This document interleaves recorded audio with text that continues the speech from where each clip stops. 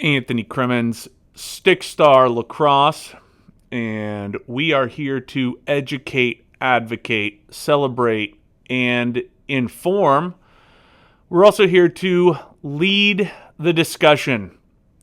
We do all this because of our love of this sport and just sport in general, but specifically for the love of lacrosse, Texas lacrosse, all of lacrosse, definitely Texas lacrosse.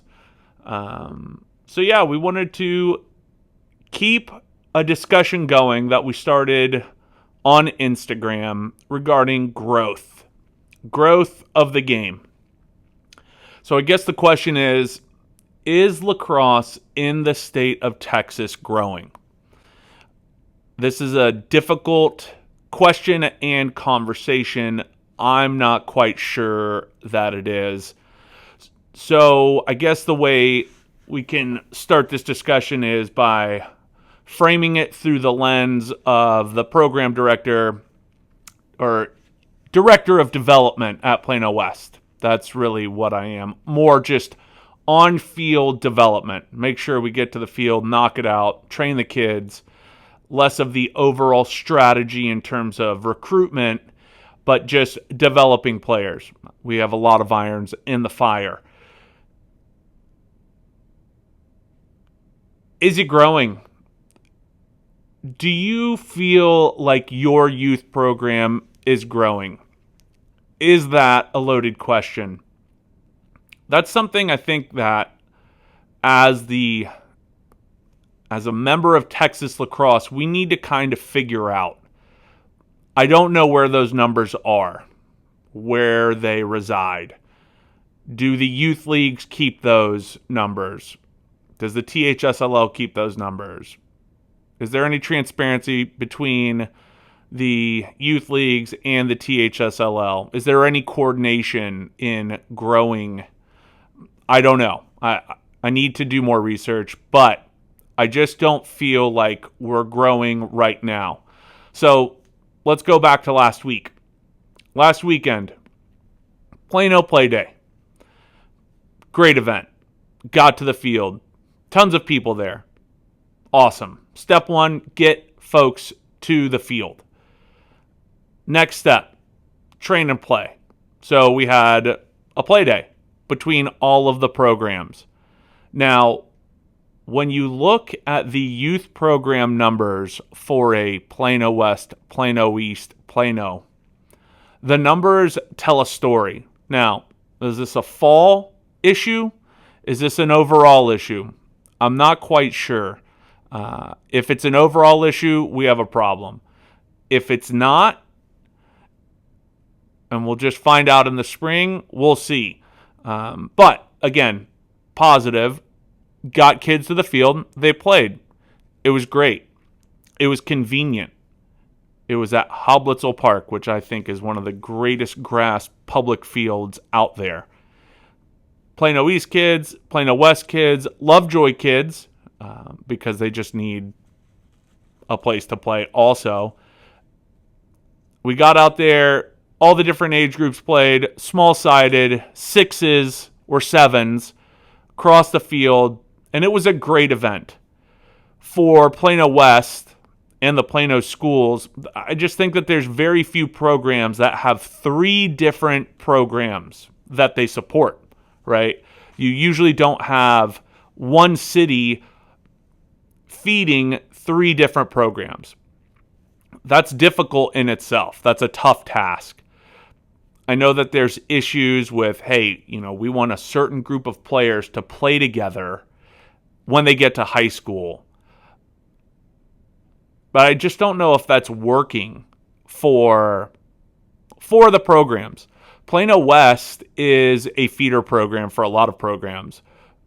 Kids will decide to go to a private school, and that makes it tough. This is the first year in, I believe, the last 3 or 4, where Plano West will field a JV and a varsity team, which is a huge step. That was a stated goal, to retain players, to retain beginners, as many as possible, to get them over the finish line so that Plano West could then have 2 teams. Success.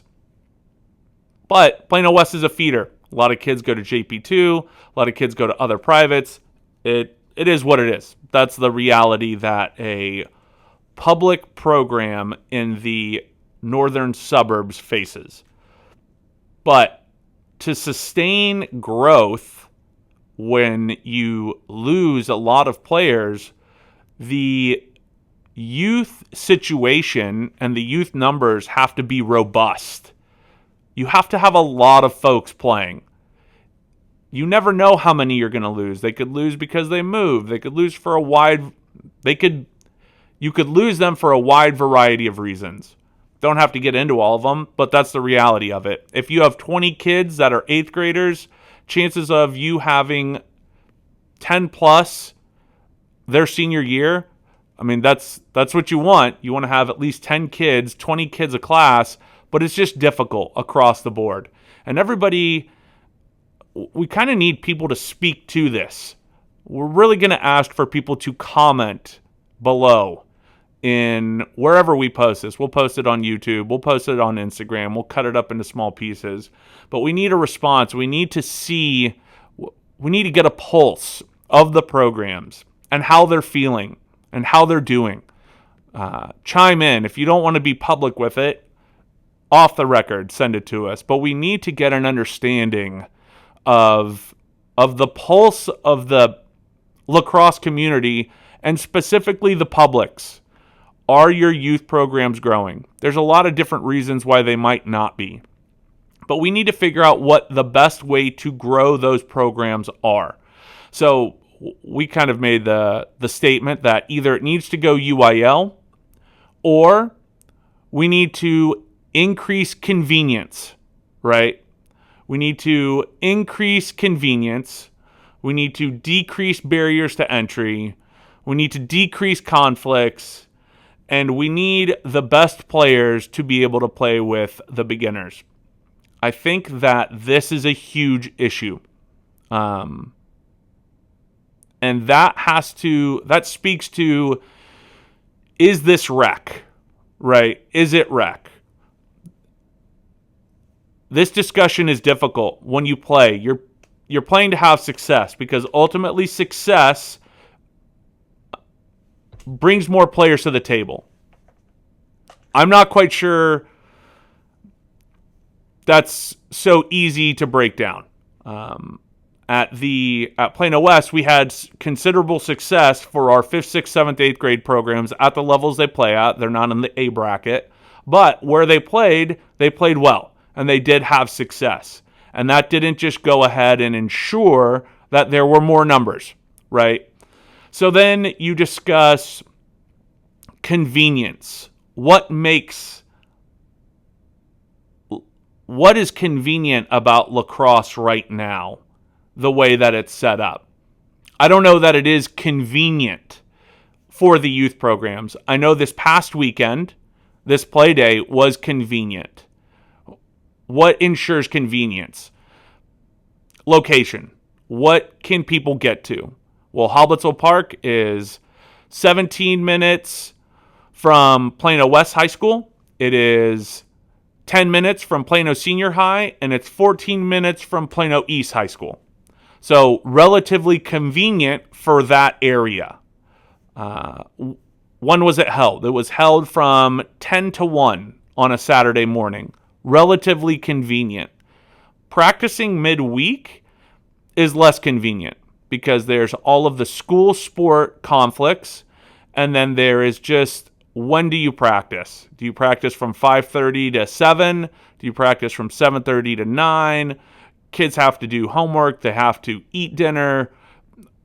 What is easiest for everybody? This is a discussion. I don't have all the answers. I do know that there were a lot of people at the field on Saturday for the Plano Play Day. I know that it was convenient, and I know ultimately everybody felt good afterwards to the extent that they could.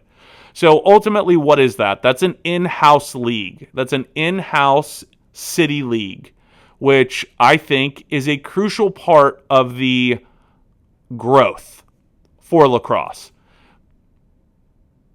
This isn't rocket science.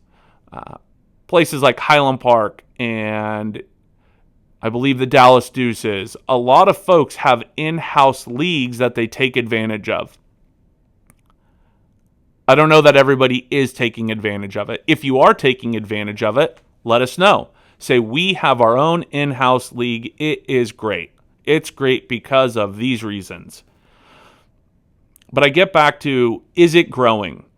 And when you look at the Plano numbers, right, for each program individually, there's a bit of dread when you look at it. Together, all the Plano programs, if you looked at all the numbers together, you'd be like, wow, we got a healthy program. This is what it looks like. We are on par with XYZ program. Divided, not so much. Together, certainly. But then there's the issue of where your players come from and your players together, right? Well, we need our players to play together so that they have chemistry when they play in high school. I'm not necessarily on board with that. I think that you can just develop a bunch of lacrosse players. Ultimately, what you need is gravity. You have to have players so that you can pull to it. And you need to have players so that you can constantly be recruiting people to the field. How do you retain more of those players? By making it convenient. Obviously, you got to have fun. Kids want to play. That's where an in-house league is super important. Do kids want to train? Some kids do. Is training important? Absolutely, if you want to continue to grow. But at the youngest level, you just need to be able to have more opportunities to play. I don't know if playing for the sake of playing, where one program that resides in the northeast suburbs driving all the way to the other side of DFW airport and playing is great because it's not convenient.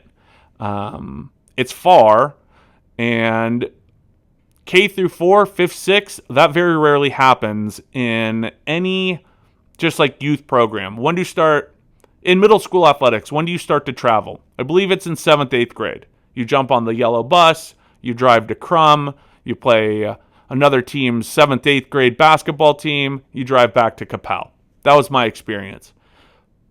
Lacrosse isn't like that. It's more select in nature.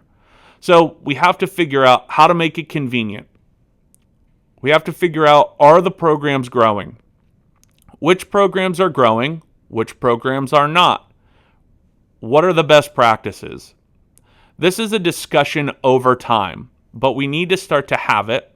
We need to start to understand, because as a Texas lacrosse alum, I'm not sure that it's healthy across the board. I know that there's programs that are struggling with numbers, and I think there's a lot of them. I think we need to know what those numbers are. I think we need to be able to see it. It needs to be tangible. And then we need to address the problems, and we need to go at it logically, right? Understand, why does it work for the other sports? What's working for the other sports? For the other regular sports that you play in the school? We're not the same, clearly. We need UIL's help. I believe UIL said that to be considered as a UIL sport, you need to have 120 programs. And I'm not sure if that's between girls and boys or each. I'm thinking that it's between the two. If we have that many programs, then there really isn't a need for UIL. We need UIL to come in to help champion the growth of this sport, because I don't think that Texas is usually behind when it comes to sports. At this point, I don't know very many other states where lacrosse is not a school sport. And ultimately, that's going to have to get solved. But that's another question. Do people want it to be a school sport? I know there's some people who don't. I know that there are reasons why people would say that that's a bad idea. If you think it's a bad idea, let us know. Throw it in the comments. If you think it does need to be a school sport, let us know. throw it in the comments.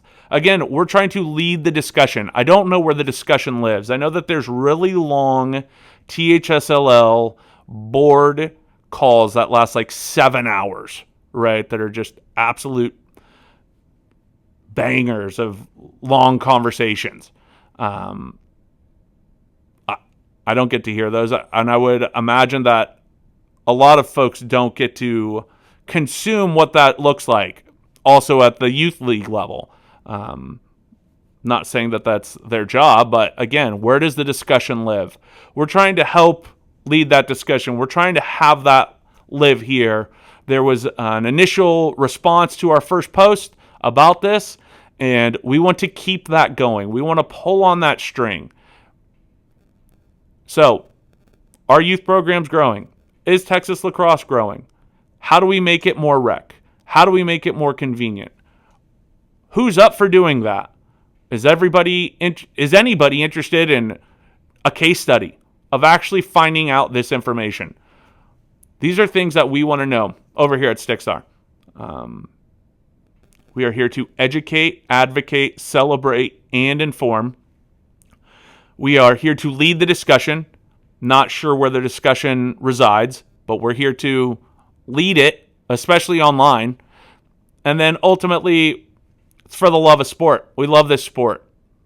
I'm sitting here in my office talking to a camera because I love Texas lacrosse. And I want to see it grow, and I want to see it flourish, and I want to see it get better. And I just know that there's a lot of people who are really struggling from a lacrosse standpoint, and we want to just try to help. So, Anthony Crimmins, Stickstar Lacrosse, please like, share, and subscribe to our content through our YouTube channel. We need more people watching our videos. We need more people communicating, commenting. Reach out to us on our socials at StickstarLax on Instagram and Twitter. And we appreciate it. And we look forward to hearing from you all real soon. Thank you so much.